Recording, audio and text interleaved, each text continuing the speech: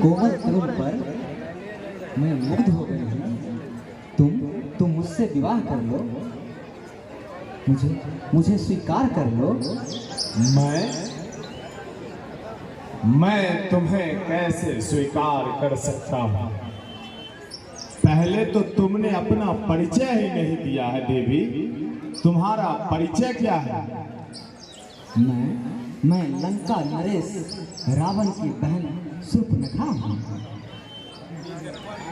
हे देवी, जब तुम लंका के महाराजा रावण की बहन हो और कुबेर की भी बहन हो, तो फिर इतने उच्च कुल होने के बावजूद तुम्हारे घर वाले तुम्हारी शादी कुछ किसी अच्छे कुल में क्यों नहीं कर देते? क्या आश्चर्य है, आर्यावर्त के लोग ऐसे होते हैं? क्या आर्यावर्त के राजकुमार कैसे हों? क्या चाहते हैं आप देवी?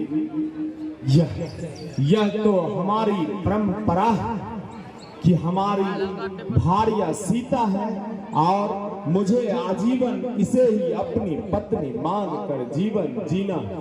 हे कोमल तरुण काया राजकुमार, मैं दंडकारण्य की रानी हूँ। जिस धरती पर आप खड़े हो वह मेरे राज्य में है।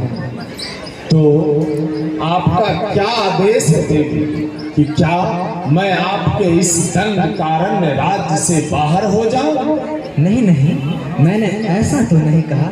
मैंने तो बस इतना कहा कि आप मुझे स्वीकार लो। हे देवी, अभी मेरे पूजन का वक्त हो रहा है और मैं अपनी पूजन के लिए जा रहा हूँ। ये हमारे अनुज लक्ष्मण हैं और इनकी पत्नी भी इनके साथ नहीं है। आप इन्हीं से बात करें कि क्या ये आपको स्वीकार करेंगे। मैं अभी शिव पूजन के लिए जा रहा हूँ। चलो सीते। तुम्हारा क्या नाम है? मैं श्री राम का भाई, उनका अनुज लक्ष्मण हूँ देवी। पर तुम कौन हो देवी? मेरा नाम शूर्पणखा है। मैं इस दंडकारण्य की रानी हूँ।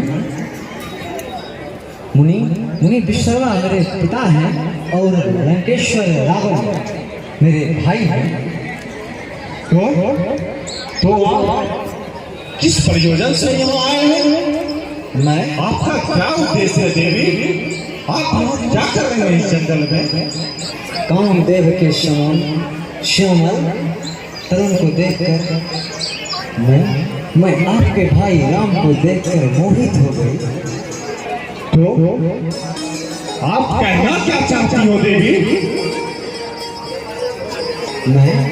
मैं उनके समक्ष अपना विवाह का प्रस्ताव रखा, मगर वो तो ठुकरा दिए और उन्होंने कहा आपसे बात करने के लिए, इसीलिए मैं आपसे बात करने चली आई।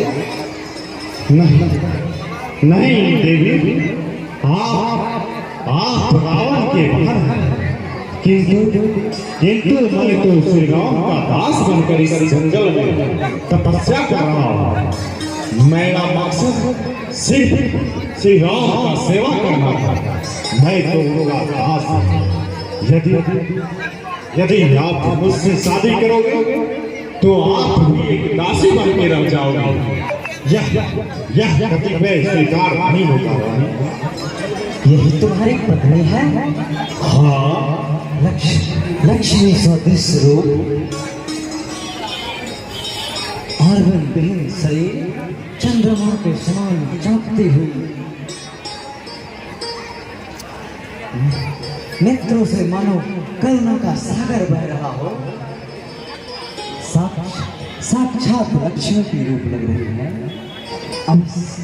अवश्य यह कपटी मायावी है। हे राम, आप इसे त्याग दो और मुझे स्वीकार करो। हाँ, यह मेरी पत्नी सीता मिथिला नरेश जनक यह कन्या अब तो तुम्हें मेरे कहने पर विश्वास हो गया है देवी सुपर्णखा। हे राम, यह तो मायावनी है, इसे त्याग दो। कैसी बातें करती हो सुपर्णखा। यह तुम्हारी तरह वंचित नहीं है। हम दोनों के विवाह के कई वर्ष बीत चुके हैं। सीता देवी हो सकती है, दानवी नहीं। दानवी नहीं होगी। तुम्हें पता होना चाहिए सुपर्णखा कि ये मिथिला की कुमारी और महाराजा दशरथ की बहू और हमारी भारिया। तुम इसे त्यागने की बात सोच भी कैसे सकती हो? यह प्रवंचना है, यह मायावनी है। राम, आपको यह मोह है।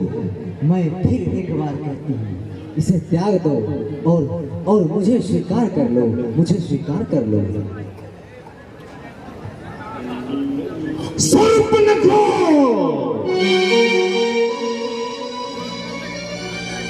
लक्ष्मण ने तुम्हें क्या कह दिया? लक्ष्मण ने भी मेरी प्रार्थना पर ध्यान नहीं दिया। बताओ राम, अब मैं क्या करूं?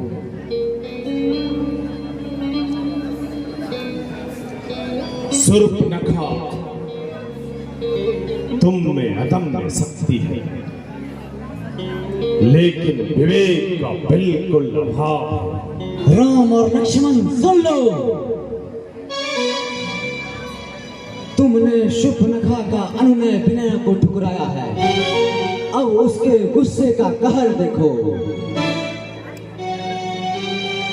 अब ये सीता मेरी रास्ते की रुकावट बन रही थी ना, मैं इसे ही हटा दूंगा। अब मेरी राक्षसी प्रवृत्ति जाग उठी।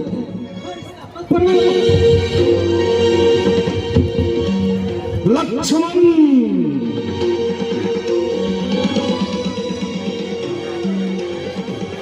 भैया बचाओ, इस दोनों भाई ने मेरे नाक काट दिए। बचाओ बचाओ। राम और लक्ष्मण, सुन लो। यह दंड कारण धरती पर जो तुम खड़े हो, इसकी मैं रंग हूं। खर और दूषण मेरे सेनापति हैं। मैं अभी जाती हूँ और तुम्हारा वध करवाती हूँ। लक्ष्मण भैया, सुपर्णखा चुप ना बैठी। लगता है वह कुछ और उपद्रव खड़ा करेगी फिर से। हम सबको सावधान रहना चाहिए। कोई बात नहीं भैया।